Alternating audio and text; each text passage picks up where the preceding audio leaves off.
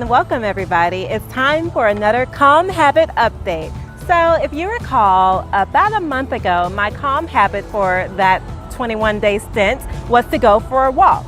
And as fate would have it, it rained a lot in West Texas after I made that habit goal. I mean, there were hailstorms, thunderstorms, lightning. It was just the works. And my plan was to walk outside, but considering the weather, didn't really get a chance to do that. But since I've been back home in Dallas, I have been able to go on my morning walks. There's a lovely trail near my house that my parents and I enjoy. And so I've actually been able to cultivate that habit a little bit more in recent days, more than I was able to previously.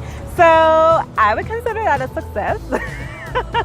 You know, it's something I didn't really predict. It is tornado season in Texas. I don't know why that didn't quite cross my mind, but I don't know. I just wanted to really focus on walking in nature. I didn't want to walk on a treadmill outside, so if I couldn't walk on a treadmill inside, so if I couldn't walk outside, I just didn't. So a thing with these habits is you really just have to kind of go with the flow of what works for you and just keep them in mind. I don't think the goal should be to try to perfectly stick to whatever goals you set for yourself, but rather to just try to incorporate them into your life in a way that it becomes less of a goal, more of a habit, a way of life, and just taking the pressure off just a little bit, because I think it can be very easy to get down on yourself for not reaching a certain goal. But I think with such things as health habits or healthier behaviors, you have to really kind of work with yourself if you really want to make it a lifestyle change and not just something you do for a little small period of time to prove a point and say you did it.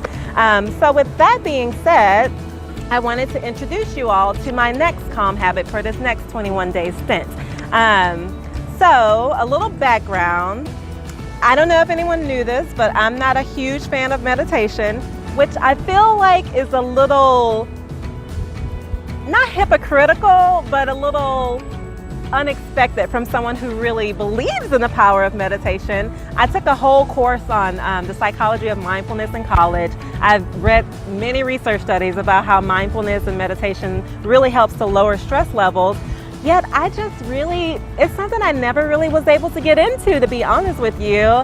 I think when I'm in a yoga class and we have the time at the end of the class where you're just lying still, I forget the name of the pose because it's been so long since I've done yoga, but that was always kind of meditative to me.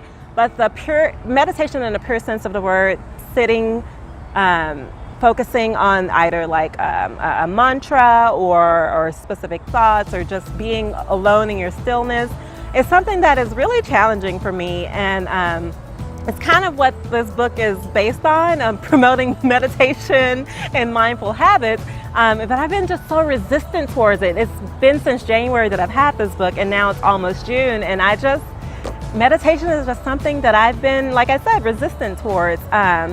And as fate would have it, a really good friend of mine actually gave me a 30-day free trial of the Calm app, which is connected with this book. I feel like I haven't even been totally honest with this book because I didn't even mention the app that helps you meditate daily. I was just like, ooh, let me pick and choose what fun habits I'll do this month. But I think it's just really appropriate for me to attempt meditation once again, because as many of you learned from my social media, I recently graduated from medical school, so I am now officially a medical doctor. And considering how demanding and stress-inducing a physician's lifestyle can be, I think now more than ever is the perfect time for me to cultivate a good meditation practice. So I'm going to read a little bit what it says about the Calm app. It says that this book can be used alongside the Calm app, or you can visit www.calm.com. People benefit most by meditating regularly, which is why our app is designed to help build this habit into your daily life. Here you will find simple guided meditations that are peaceful and inviting, with tranquil imagery and serene music. It can be difficult to start a daily meditation practice on your own, and people often find guided meditations very helpful.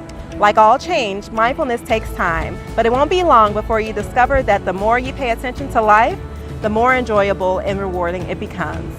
So, as it says, the app has daily meditations already set for you. Each day it has something that you can just press play on. It sends reminders for you to take deep breaths. It also has what they call master classes, where they go a little bit more deeper into topics such as sleep, the power of rest, the power of trying to cultivate happiness, things like that. So I'm really excited to dive into this app. Like I said, now is a better time than ever for me to give it another try and really try it for 21 days straight.